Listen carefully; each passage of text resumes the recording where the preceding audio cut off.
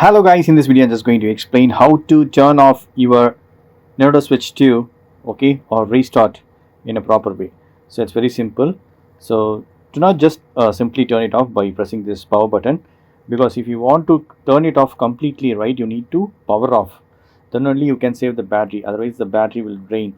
So you need to press and hold this power button here. Press and hold this power button, press and hold. Okay, press and hold. Then you can see these options. You need to press and hold this button, power button. You need to hold this press and power button, and then you will get these options. You need to click on this power options by tapping A and then power off or restart.